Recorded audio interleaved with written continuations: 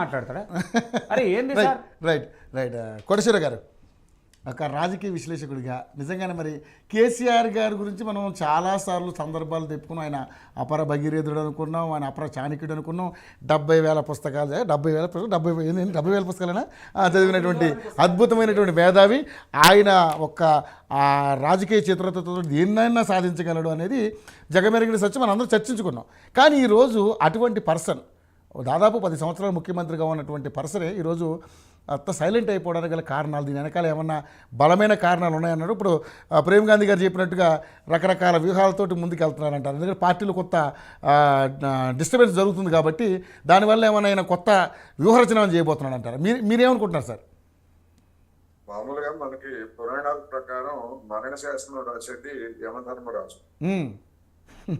జన్మనిచ్చేది బ్రహ్మ, సృష్టించేది బ్రహ్మ అయితే మరణ శాసనం రాసేది యమధర్మరాజు. యమధర్మరాజు. ఇప్పుడు రామ్మూర్తి గారు చెప్పినట్టు యమధర్మరాజు పాత్రలో ఆయన ఉన్నారనేటువంటిది మనకి కొత్తగా తెలిసినటువంటి సమాచారం. ఒకటి. రెండోది, అప్పుడు 6 నెలలు అన్నారు. 6 నెలల దాకా మేము మాట్లాడమన్నారు. సరే 6 నెలలు అయిపోయింది. ఇప్పుడు రామ్మూర్తి గారే మళ్ళీ సంవత్సరం దాకా మేము మాట్లాడమన్నాం కదా అని చెప్పేసి అన్నారు. మొత్తం ఇంకో 6 నెలలు పెరిగింది. ఒక 6 నెలలు పెరిగింది. 6 నెలల్లో కూడా 3 నెలలు అయిపోయింది కదా. ఇంకో 3 నెలలు ఉంది. 2 నెలలే కదా. ఇంకా 2 నెలల దాకా సరే అది కూడా చూద్దాం. ఇప్పుడు ఖమ్మం వరదలకి ఎందుకు వెళ్ళలేదంటే ఆరోగ్యం అన్నారు. మరి నల్లగొండ సమావేశాలకు వెళ్ళినప్పుడు మరి అప్పుడే కదా బాగా దెబ్బతిని గాయాలు పల్లె ఆసుపత్రి నుంచి బయటకు వచ్చి అప్పుడే కదా వెళ్ళారు. స్టాండ్ పట్టుకుని మరి వెళ్ళారు కదా సార్ ఆయన. అదే అప్పటికంటే ఇంకా పరిస్థితి దిగజారిందని అనుకోవాలా, లేకపోతే ఏంటనేటువంటి చెప్పాలి. మెరుగుపడిందని అనుకోవాలి. ఎందుకంటే దిగజారాలని ఎవరు కోరుకోరు. ఎవరైనా కోరుకున్నా కానీ అది అట్లా ఏమి ఉండదు కదా. అవును సార్. ఎందుకని అనేక ముఖ్యమైనటువంటి అంశాల మీద మౌనంగా ఉన్నారు. ఆయన ముఖ్యమైన విషయాల మీద మౌనంగా ఉంటే ఏదో ప్రతిపక్షాలు ప్రత్యర్థి పార్టీలు కాంగ్రెస్ కావచ్చు, బీజేపీ కావచ్చు, ఇంకోటి కావచ్చు, వాళ్ళు భయపడుతున్నారని వాళ్ళు అనుకునేట్లయితే అనుకోవచ్చు. అది వాళ్ళ పార్టీ, వాళ్ళ ఇష్టం. రామ్మూర్తి గారు ఏమైనా అనుకోవచ్చు, లేదా ఇతర బీఆర్ఎస్ నాయకులు ఏమనుకోవచ్చు.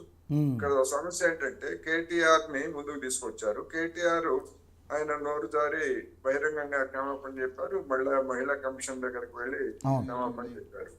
అది అయిపోయింది. దాని మీద ఆయన ఏమి మాట్లాడలేదు. ఇది జరిగి ఉండాల్సింది కాదన్నా కనీసం చెప్పాలి కదా. ఇటువంటి ఉదంతం జరిగి ఉండాల్సింది కాదన్నా చెప్పాలి. అది చెప్పలేదు. అదే విధంగా రాకేష్ రెడ్డిని రంగంలోకి దించారు. రాకేష్ రెడ్డిని రంగంలోకి తీస్తే అది ఒక విధంగా చెప్పాలంటే బీఆర్ఎస్ కి బూమ్రాంగ్ అయింది, ఏదో జరిగింది. మా విధానం అది కాదు. ఆంధ్ర వాళ్ళ గురించి కానీ లేదా ఎవరైనా ఇతర ప్రాంతాల నుంచి వలస వచ్చిన వాళ్ళ పట్ల, మా వలస బతకడానికి వలస వచ్చినటువంటి వాళ్ళ పట్ల మా వైఖరి కాదు అనేటువంటిది ఒకటి. రాకేష్ రెడ్డి కాదు సార్, పాడి కౌశిక్ రెడ్డి గారు. పాడి కౌశిక్ సారీ పాడి కౌశిక్ రెడ్డి. అదే విధంగా మహిళల్ని కించపరుస్తూ గాజులను చీరలు చూపించడం అనేటువంటిది అది సరైనది కాదని చెప్పలేకపోయారు. ప్రత్యర్థి పార్టీల మీద మరణ శాసనం రాస్తూ బిజీగా ఉండొచ్చు. మరి వాళ్ళ పార్టీ డ్యామేజ్ జరుగుతూ ఉంటే ఎందుకని ఆయన మౌనంగా ఉన్నారనేటువంటి ప్రశ్న సహజంగానే వస్తుంది. ఎవరైనా కానీ ఏ కారణంతో పబ్లిక్ లైఫ్ లో కనుక లేకపోయేట్లయితే అనేక అనుమానాలు వస్తాయి, అనేక విధమైన ప్రచారాలు జరుగుతాయి. అందుకని ఎవరైనా ప్రచారం చేస్తే మీరు మమ్మల్ని చూసి భయపడుతున్నారు అని అనుకునేట్లయితే దానికి ఎవరేం చేయలేదు. ఎందుకంటే ఎవరి భ్రమంలో వాళ్ళు ఉన్నారని అనుకోవాల్సి వస్తుంది తప్ప కేసీఆర్ చూసి కాంగ్రెస్ లేదా బీజేపీ భయపడే స్థితిలో ఇవాళ ఉన్నాయని నేనైతే అనుకోవట్లేదు. అనుకుంటున్నారో లేదో తెలియదు. బీఆర్ఎస్ వాళ్ళు అనుకుంటున్నట్టుగా కనిపిస్తా ఉంది. అంత సీన్ అయితే లేదనేది నా అభిప్రాయం. అందుకని రక్షణ సమస్యల మీద కనీసం ఒక ట్విట్టర్ ప్రకటన అనేక మాధ్యమాలు ఉన్నాయి కదా. గతంతో పోల్చినప్పుడు వీడియోలు మన జగన్మోహన్ రెడ్డి గారు ఉన్నారు కదా, ఆయన వీడియోలు తీసి పంపిస్తూ ఉంటారు దాని అభిప్రాయాలన్నీ. అదే విధంగా మన కేసీఆర్ గారు కూడా వీడియోలు తీసి పంపించవచ్చు, తప్పేముంది అందులో.